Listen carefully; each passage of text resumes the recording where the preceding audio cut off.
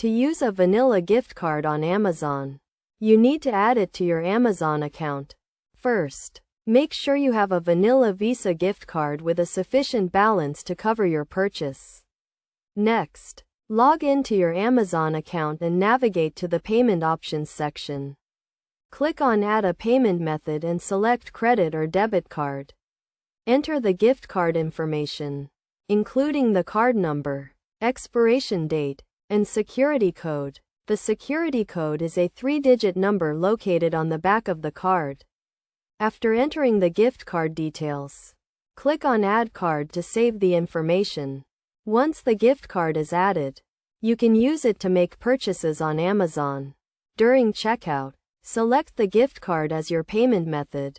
If the gift card balance is not enough to cover the purchase, you can use another payment method to pay the remaining amount.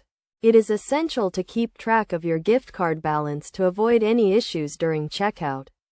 You can check the balance by visiting the Vanilla gift card website or by calling the customer service number on the back of the card. By following these steps, you can easily add a Vanilla Visa gift card to your Amazon account and use it to make purchases.